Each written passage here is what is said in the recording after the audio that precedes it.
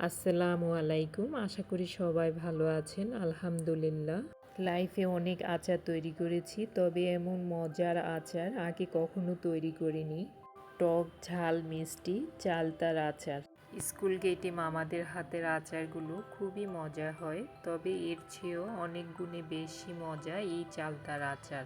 তৈরি করা একদম সহজ, খুব একটা বেশি কিছু উপকরণের প্রয়োজন হবে না। বলতে গেলে একদম কম খরচে একদম সহজ উপায়ে সবচেয়ে মজার আচার। রেসিপি ভালো লাগলে এরকম আরও সুন্দর সুন্দর রেসিপি পেতে চ্যানেলটি সাবস্ক্রাইব করে নিয়মিত চ্যানেলের সাথে থাকার অনুরোধ জানাচ্ছি। 3টি চালতা নিয়েছি। চালতাগুলোকে আমি 4 ফালি করে কেটে নিয়েছি। চাইলে এগুলোকে 2 ফালি করেও কেটে নেওয়া যাবে। আমি আমার কাটার সুবিধার্থে 4 ফালি করে কেটে নিয়েছি। চালতাটা 4 ফালি করে কেটে নেওয়ার পরে মাঝখানে শাঁসের মতো একটা বিচির অংশ আছে, এটি ছুরি দিয়ে এভাবে কেটে ফেলে দিলাম। আর চালতার প্রতিটা ফালি এভাবে খুলে নিয়েছি। ছুরির সাহায্যে চালতার উপরে শক্ত চামড়াটা এইভাবে ছিলে নিয়েছি, নরম চামড়াটা রেখে দিয়েছি। খোসা ছাড়ানোর পর চালতাগুলোকে এরকম পাতলা স্লাইস করে কেটে নিয়েছি। আমি বোঝার সুবিধার্থে কয়েকটা চালতার পিস এরকম করে দেখিয়ে দিলাম। চালতাটা খুবই পিছলা ইভেন শক্ত, ছুরি দিয়ে কাটতে একটু সমস্যা হচ্ছে, তাই আমি বটির সাহায্যে বাকি সবগুলো কেটে নিয়েছি। যারা ছুরিতে খুব একটা কাটাকাটিতে পারদর্শী না, তারা বটির সাহায্যে কেটে নেবেন। ছুরি দিয়ে কাটতে গেলে হাত কেটে যাওয়ার সম্ভাবনা আছে। আমি সবগুলো চালতা বটির সাহায্যে কেটে 15 থেকে 20 মিনিট ডুবো পানিতে ভিজিয়ে রেখে কচলায় কচলায় কয়েকবার পানি বদলিয়ে ধুয়ে নিয়েছি। এখন একটা পাতিলে নিয়ে 3 গ্লাস পানি দিয়ে 1 চামচ লবণ 1 চামচ হলুদ দিয়ে ভালো করে চালতার সাথে ম্যাশ করে দিয়ে সিদ্ধ বসিয়ে দিলাম। চালতাগুলো 60 থেকে 70% পর্যন্ত সিদ্ধ হওয়ার পর চুলা থেকে নামিয়ে পানি ঝরিয়ে নিতে হবে। পানি ঝরিয়ে নেওয়ার পর এরকম ছড়ানো কোনো একটা কিছুতে ছড়িয়ে রাখতে হবে, যাতে গরমে খুব একটা বেশি সিদ্ধ হয়ে না যায়। এদিকে আচারের জন্য একটি মশলা তৈরি করে নিব। তার জন্য 2 টেবিল চামচ গোটা 5 ফোড়ন নিয়েছি, 1 টেবিল চামচ মৌরি বা মিষ্টি জিরা যে নামে চিনেন। আর নিয়েছি আলাদা করে একটা বাটিতে 2 টেবিল চামচ গোটা সর্ষেগুলোকে আমি ব্লেন্ডারে ব্লেন্ড করে একটি পেস্ট তৈরি করে নিব। এদিকে 5 ফোড়ন ইভেন মিষ্টি জিরাগুলো তাওয়ায় নিয়ে একটু মচমচে করে নিচ্ছি। মশলাগুলো মচমচে হওয়ার পরে ব্লেন্ডারে নিয়ে আধা ভাঙা করে নিব। চালতার মধ্যে প্রচণ্ড ঘন আঠালো একটা বিজল আছে। চালতাগুলো কাটার পরে 15 থেকে 20 মিনিট ডুবো পানিতে ভিজিয়ে রাখলে অনেকটাই বিজল বেরিয়ে আসে। কচলায় কচলায় ধুয়ে নেওয়ার পরে অনেকটাই কমে আসে।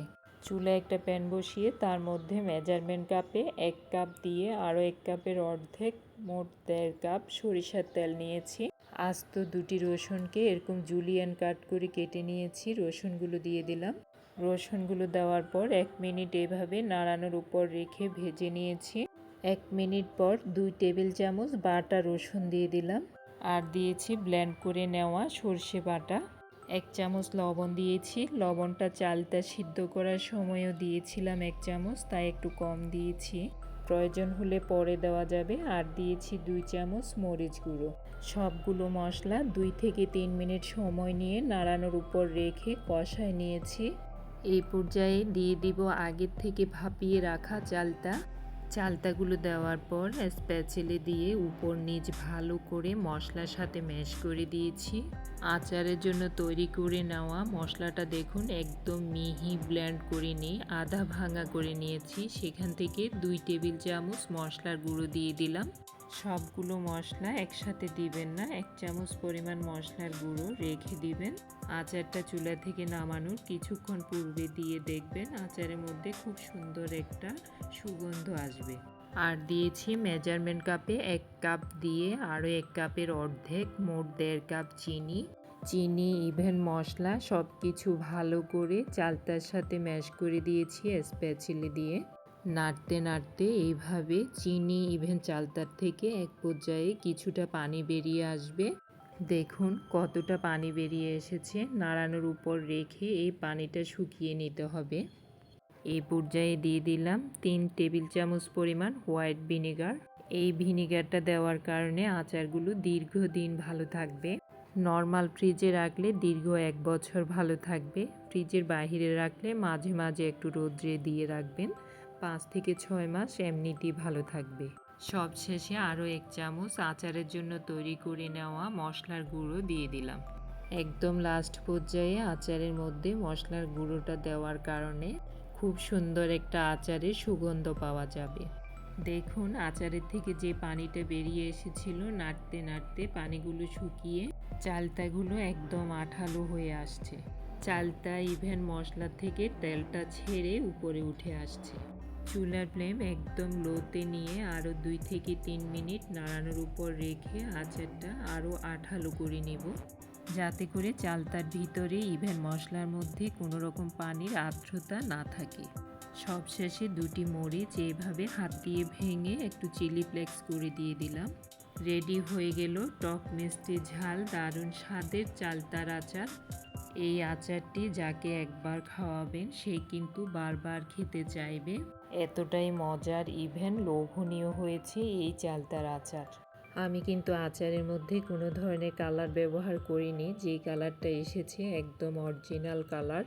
রেসিপিটি ফলো করে একবার তৈরি করে দেখতে পারেন, তাহলে আর আচার মামার থেকে স্কুল গেটে আচার কিনে খেতে হবে না।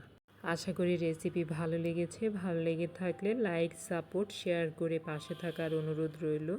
আজকের মতো এখানে শেষ করলাম। সবার সুস্বাস্থ্য কামনা করে ভালো থাকবেন। আল্লাহ হাফেজ।